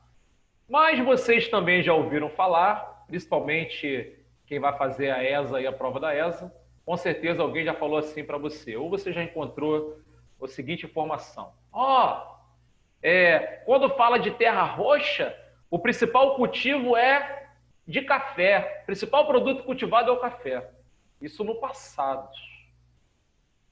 Lá em meados do século XIX até início do século XX, de fato, a terra roxa ela foi utilizada principalmente no cultivo de café. Só que atualmente, ou seja, hoje, a terra roxa é utilizada em várias culturas. Por exemplo, soja, cana-de-açúcar, milho, trigo, café. Então tem o passado e o presente. Não cai nessa besteira, tá? Principal produto cultivado é o café. No passado foi. Hoje depende da região do Brasil, porque isso também tem a ver com clima, com índice pluviométrico. Então hoje a terra roxa é utilizada em várias culturas. Então vamos ver isso aí devagar, belezinha? Deixa eu complementar aqui. Observação. Você não tem que ficar decorando, você precisa entender.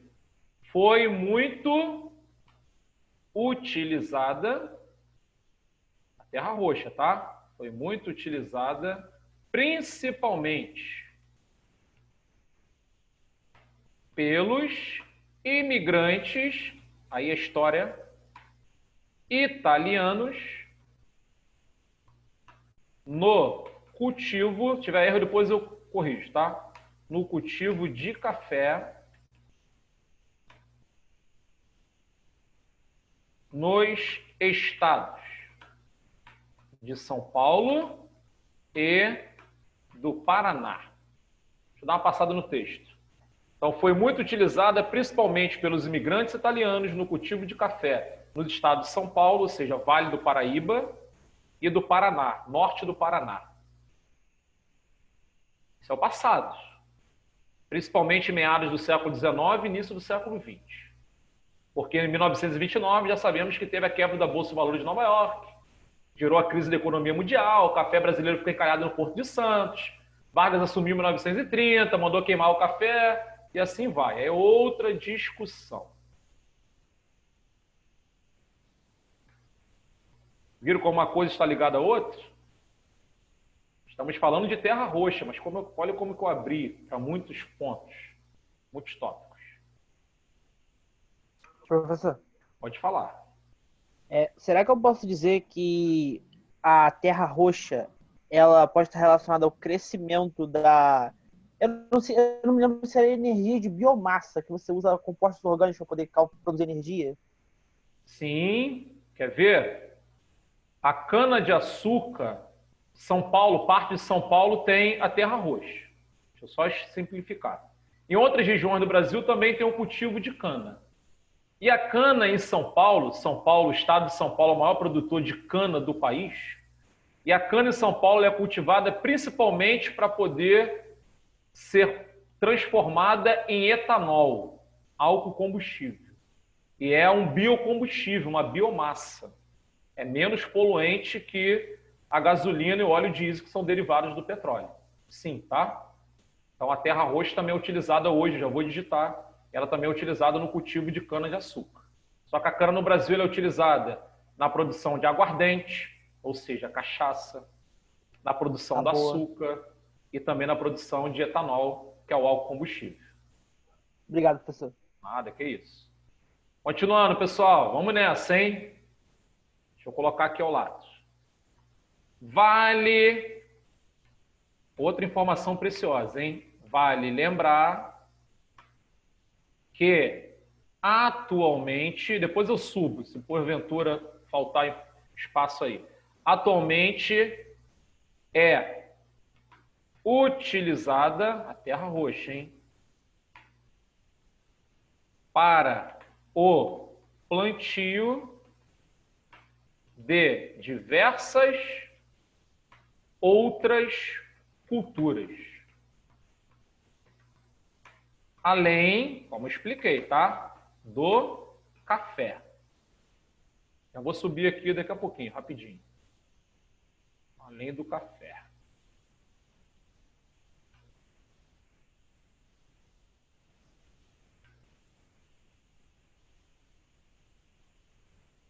Continua. Como, por exemplo, a cana de açúcar, a soja, trigo, milho, depois eu subo, entre outras. Nesse caso, entre outras culturas. Segura aí. Está aí.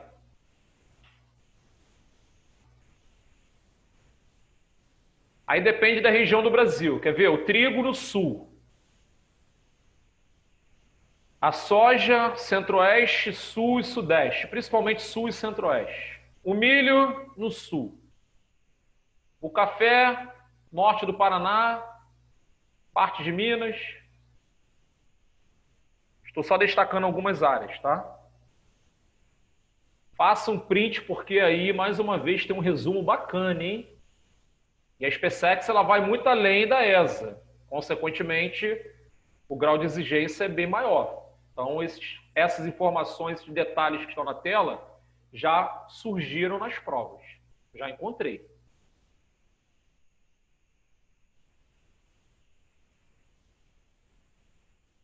Tranquilinho? Mais alguma observação? Beleza? Tranquilo. Então agora terminamos a terra roxa e vamos passar para o outro tipo de solo que é massapê. Já que a terra roxa é muito valorizada e é o solo que mais cai em prova, nós investimos bastante tempo aqui. Agora eu vou voltar ao slide. E nós vamos avançar. Segunda, hein? Massapê. Primeiro eu vou falar um pouquinho sobre a origem do nome, do termo, tá bom? Rapidamente. A palavra pode ser escrita da forma que está na tela, com acento circunflexo, ou com acento agudo. É mais comum você encontrar com acento agudo. Porque esse solo, ele é encontrado especialmente na zona da Mata Nordestina. É o que está escrito aí, ó. É um solo encontrado principalmente no litoral nordestino, na zona da mata. Estou falando lá daquela região do Recôncavo Baiano, parte de Pernambuco, de Alagoas. Então, na zona da mata nordestina. Só que no período colonial, por exemplo, ou séculos atrás, lá no Nordeste, na zona da mata, as pessoas falavam assim, ó, a Massapé, porque ele é um solo, é uma terra pegajosa, úmida e dura. É uma terra pegajosa, úmida e dura, pouco permeável, ou de baixa permeabilidade. É um solo mais duro. Aí os nordestinos falavam, a Massapé, vocês já estão entendendo o porquê. Como no Nordeste o pessoal costuma cortar algumas letras e encurtar as frases, ah, Massapé, Massapé, Massapé. Aí batizaram o solo de Massapé. Só que a sua origem está aí, tá? Nesse termo, a Massapé. Aí, mais uma vez, surgiu o nome Massapé. Aí, no caso, é com acento agudo, tá bom? Só para vocês entenderem. É um solo encontrado principalmente no litoral nordestino, constituído a partir da decomposição de rochas, com características minerais de gnáis de tonalidade escura, calcários e filitos. Olha a diferença do que eu expliquei lá nos primeiros slides com informações sobre a terra roxa. Olha só a origem do Massapé.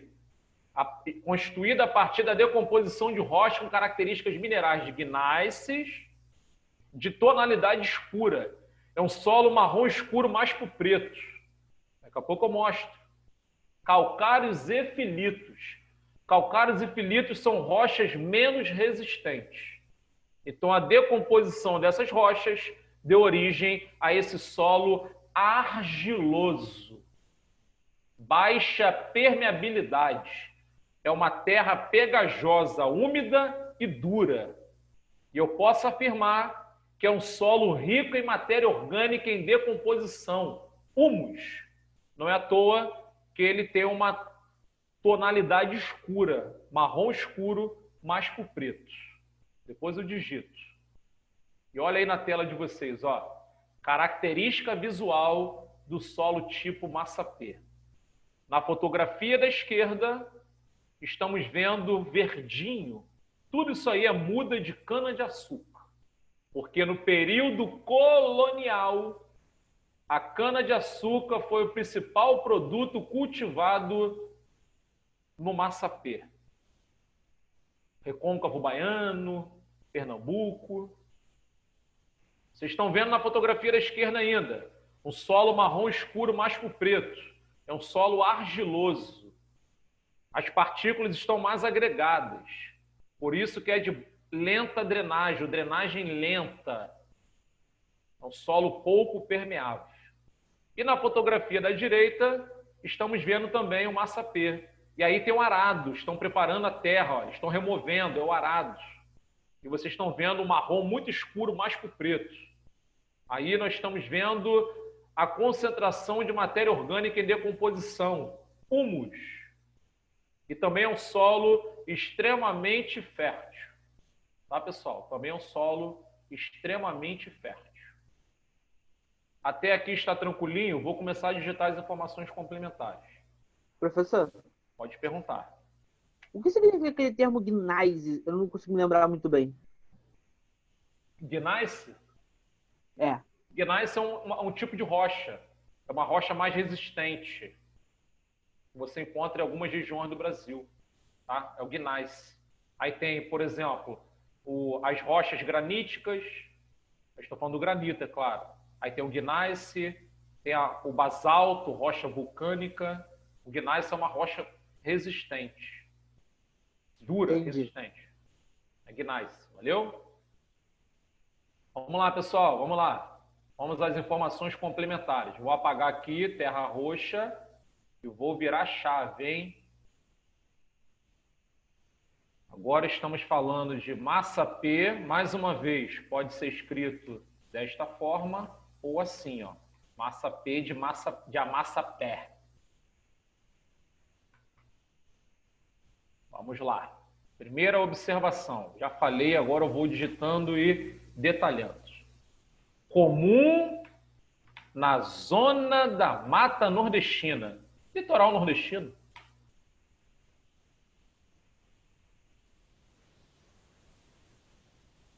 Zona da Mata Nordestina. Primeira coisa, hein? Continua. Solo rico em matéria orgânica em decomposição. Quer dizer, humus. Já sabemos o que é. É um solo rico em matéria orgânica em decomposição. Humus. Aí tem o passado e tem o presente. Aí você já pegou questões e alguém já falou para você. Por exemplo, alguém já compartilhou essa informação. Vocês têm grupos. Se cair alguma questão sobre massa P, lá estiver falando, por exemplo, o principal produto cultivado é cana-de-açúcar. Foi no período colonial.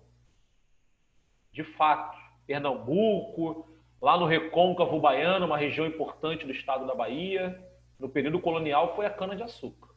Só que atualmente, ou hoje, o massa P é utilizado em várias culturas.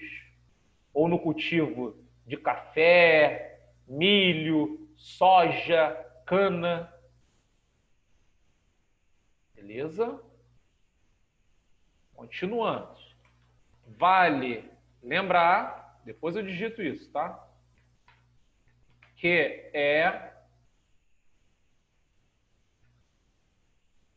vale lembrar que é um tipo de solo extremamente fértil.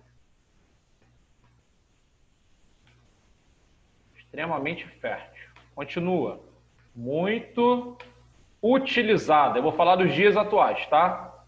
Muito utilizados no cultivo de diferentes culturas. Esse é o presente. Exemplos. Cana de açúcar. Se tiver erro, daqui a pouco eu corrijo. A cana de açúcar. Soja. Milho. Café. Entre outros. Professor. Nesse caso, outros cultivos. Fala. Há diferentes culturas, rapidinho. Entre outras culturas. Fala. No caso do solo de massa P, os produtores podem dar mais prioridade ao cultivo de cana-de-açúcar? Em Pernambuco, sim. Entendeu? Por exemplo, no Recôncavo Baiano, sim. Agora, não somente a cana. Posso afirmar, Caio e os demais, que até hoje a cana-de-açúcar é a principal cultura, o principal produto cultivado. Tá bom? Mas eu estou mostrando que vai além. Então, existe hoje algo diversificado. Então, tem a cana, o café, a soja, o milho, mas posso afirmar que lá na zona da Mata Nordestina, a cana ainda tem um destaque.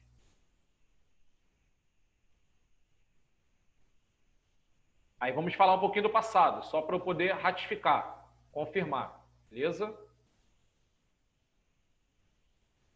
vale ressaltar que no período colonial foi muito utilizado no plantio de cana-de-açúcar. Segura aí. Entre parênteses, especialmente no Recôncavo Baiano, uma importante região do estado da Bahia. Deixa eu dar uma passada no texto. Então, vale ressaltar que no período colonial foi muito utilizado massapê, tá? No plantio de cana-de-açúcar, especialmente no Recôncavo Baiano.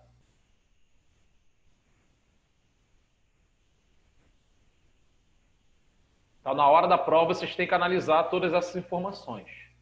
Se a questão está se referindo ao passado ou ao presente. Professor, Pode falar. a questão do plantio da cana-de-açúcar, não necessariamente ela só cresce no terreno de massapê, né? Não, claro que não. Não. Tipo, São que nem por Paulo... aqui. Uhum. Tipo, por aqui, acho, né? Aqui tem bastante predominância da terra roxa, né? Ah, você está falando no sul do Brasil, no Planalto Meridional, por exemplo. Tô falando até por aqui mesmo, nessa região, que a gente vê plantação de Janeiro, não. cana-de-açúcar e tal. Rio de Tem Janeiro, não? não. Rio de Janeiro, não. Essas escavações é o que, então? Que pensava que eu tinha associado com elas. Não, não. No Rio de Janeiro, a gente vê muito o salmourão. Ele tem uma tonalidade um pouco avermelhada, mas é o salmourão. Rio de Janeiro não é terra roxa, não, tá? Opa, É. já me reeduquei aqui, então. Tá bom? Então tá bom. Entendi. Obrigado, professor. Nada. Agora eu quero destacar mais uma vez, rapidinho, é que o maior produtor de cana-de-açúcar do país hoje é o estado de São Paulo. E lá em São Paulo tem o salmourão, tem terra roxa, tem o solo aluvial. Eu estou dizendo que lá na zona da Mata Nordestina, ok, onde nós temos o massapê, a cana, por exemplo, a soja, o milho, são produtos cultivados. Só que na zona da Mata Nordestina, porque lá é comum você ver o solo massapê, então lá a cana ainda é cultivada. Só que em São Paulo, mais uma vez, a cana é cultivada principalmente para a produção de etanol, álcool combustível. Já no Nordeste, a cana é cultivada, podemos dizer, principalmente para a produção do açúcar. Tá bom? E o Brasil viveu o ciclo da cana, do açúcar. Mas São Paulo já é outra situação. É o biocombustível, etanol. Até aí está tranquilinho? Beleza? Alguma dúvida? Tudo tranquilo. Então, beleza. Deixa eu continuar aqui, deixa eu aproveitar. Aí você faz o print depois, não tem problema não, tá? Eu vou explicando, vou lembrando e vou compartilhando. Aí depois você analisa os seus prints e vê o resumão completo. Aí você passa para o caderno. Vamos continuar. Suas características, vamos falar um pouquinho das características químicas. Suas características químicas são ótimas.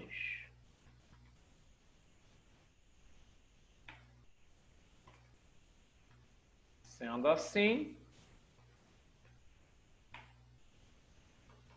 o solo pode ser utilizado em inúmeras culturas. Vou subir. Ou diversas culturas. Inúmeras culturas. Vou subir aqui.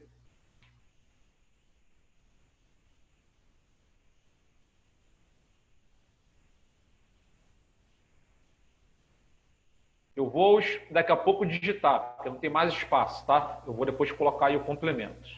Eu quero ressaltar mais uma vez que as características físicas são específicas.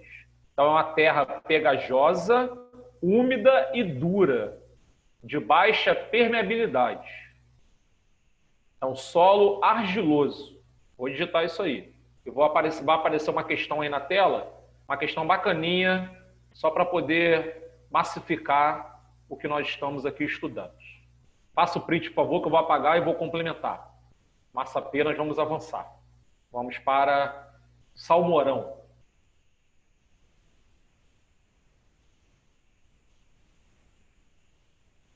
Aí tem gente que acha que é molezinha, né, pessoal? Ah, só estudar lá, ver quais são os principais solos do Brasil, está bom. Pô, terra roxa é cultivo de café, massa P é a cana, zona da mata nordestina, vida que segue. Não. Cara, é tão fácil quanto socar um porco espinho. Vamos lá. Deixa eu apagar aqui. Eu vou continuar. Vou concluir aqui o massa P. Não é difícil. Acho que eu quero dizer que tem muitos detalhes.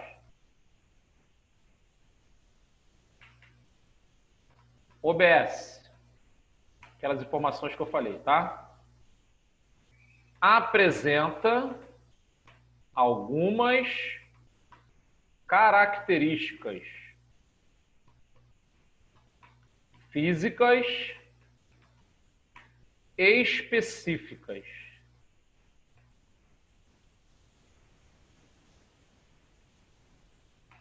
Vale ressaltar que é uma terra pegajosa, úmida e dura. Aí eu poderia colocar assim, ó, e pouco permeável, mas eu vou usar um termo aqui mais técnico. Se cai na prova, você já vai saber o significado, tá? Então, uma terra pegajosa, úmida e dura,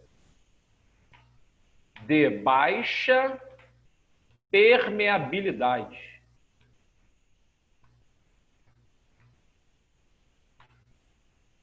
Aí eu vou colocar aqui o termo simples, tá? Solo pouco permeável.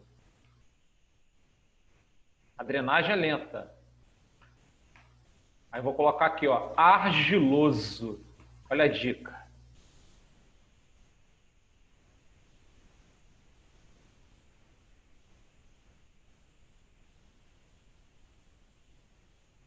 Eu vou mostrar uma questão para vocês, aquela questão papum. Você nem precisa compartilhar o gabarito, tá? Você terá 30 segundos para fazer a leitura. Faça o print, por favor. Já são 9h34, galera. Temos mais 11 minutos. Tá voando.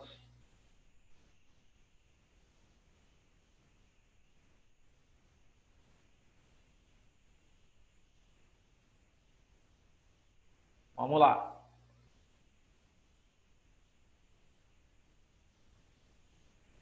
Aproveitando, deixa eu compartilhar aqui uma questão. Essa aí é papum, é coisa rápida. Não precisa nem compartilhar o gabarito, só para você fazer a leitura, por favor. Até porque tem muitos aí que vão fazer a ESA. É uma questão com a cara da ESA.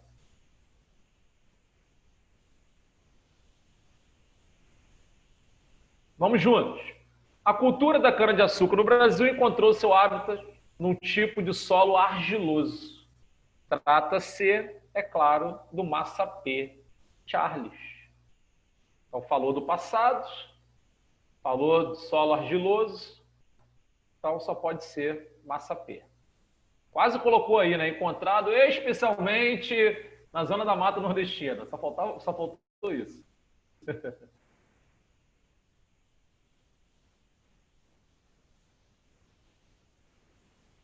Beleza? Beleza.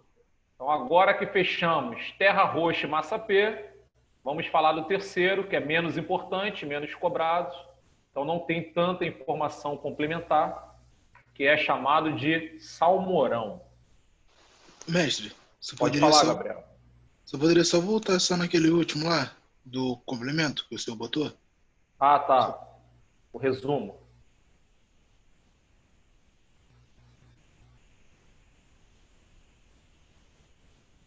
Foi, obrigado, mestre. Nada, que isso. E quando eu coloco assim, pessoal, OBS, observação, você pode ter certeza que é algo muito cobrado, tá bom? Vamos lá. Salmourão.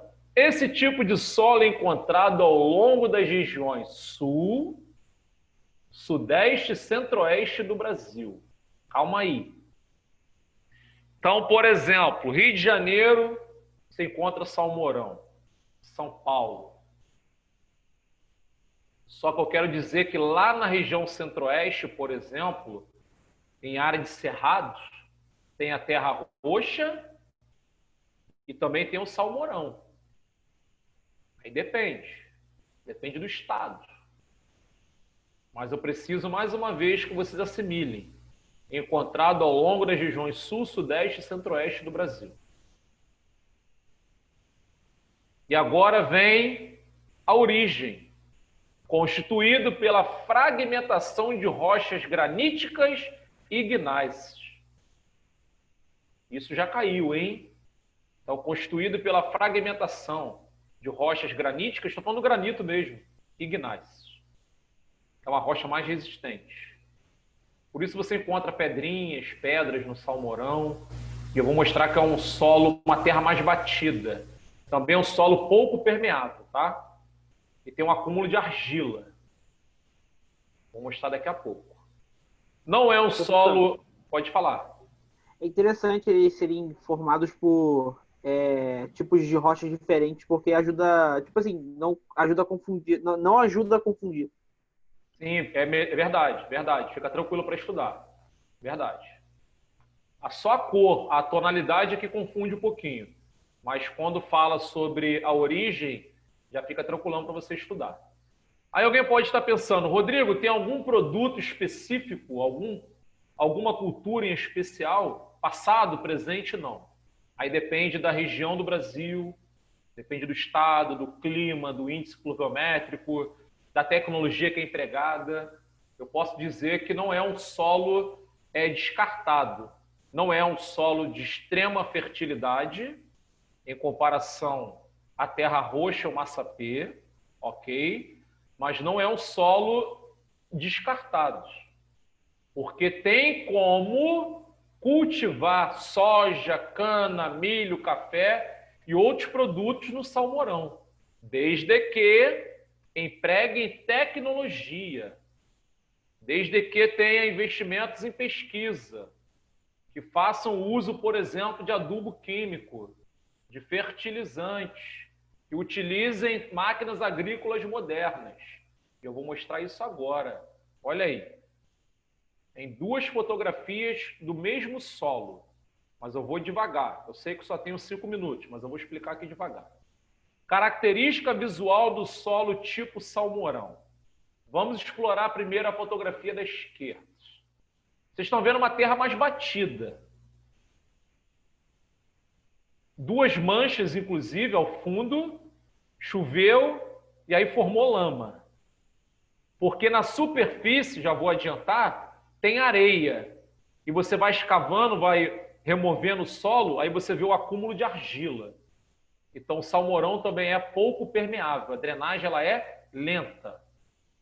E na fotografia da esquerda, vocês estão vendo uma terra supostamente abandonada. Estão praticamente cultivando nada. Parece que tem capim ali do lado esquerdo, no cantinho.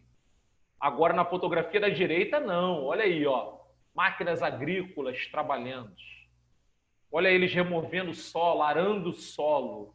Agora o solo já está molhado. Ou foi a irrigação, ou então foi a chuva que caiu, por exemplo, no dia anterior. Olha eles preparando o solo. Provavelmente vão utilizar adubos químicos, fertilizantes. Então existe no Brasil a possibilidade, mais uma vez, de transformar o solo pobre em nutrientes rico. Ele pode se tornar rico em nutrientes. Rico, entre aspas. Ah, Rodrigo, mas aí vão ter que usar os produtos químicos. Pô, o ideal é o cultivo de orgânicos, né? Pô, o ideal não é utilizar agrotóxico, adubo químico, fertilizante, ué. Mas eu não falei para vocês que a bancada ruralista cresceu, aumentou? Não tem aí a lei dos agrotóxicos para poder esconder da população? E aí eles utilizam para poder preparar essa terra ou esse solo para um determinado plantio, mais uma vez, como vocês estão vendo na fotografia da direita. Então não é descartado, não é rico em nutrientes. Porém, dependendo da propriedade e do estado, tem como produzir diversos produtos ou realizar várias culturas nesse solo. Não na fotografia da esquerda, mas sim na fotografia da direita, porque aí já prepararam esse solo ou essa terra. Professor, Pode falar. aqui na Baixada, perto de São Mateus, antes deles fazerem a ciclovia, era uma área grandona só desse tipo de solo. Era igualzinho, mesma característica. Salmourão, isso aí. No Rio de Janeiro tem bastante. Tem bastante. Vamos lá, vamos informações complementares aqui. Faltam 4 minutos. Deixa eu colocar aqui algumas informações. Então, apagando, massa P já foi. E agora o famoso salmourão.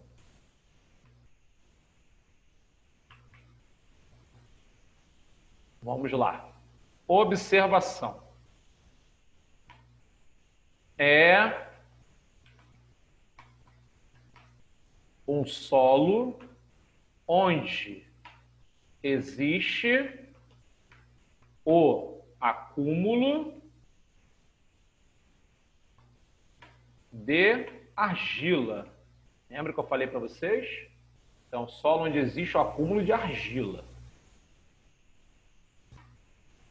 E, consequentemente,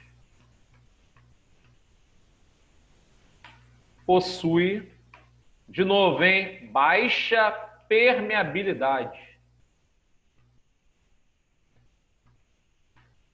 Quer dizer que é um solo pouco permeável, a drenagem é lenta.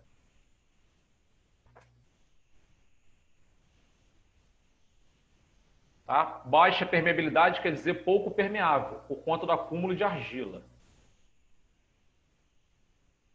Continuando. Vale ressaltar que em superfície o solo apresenta uma textura arenosa. Opa, calma aí. Arenosa.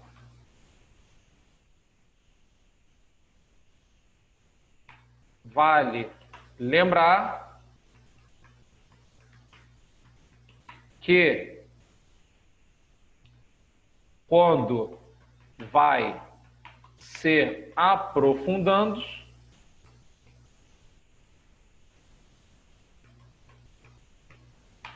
você encontra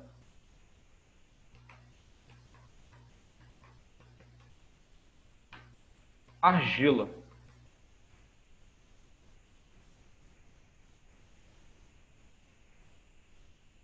Beleza? Então, aí nós temos um resuminho, informações complementares importantes.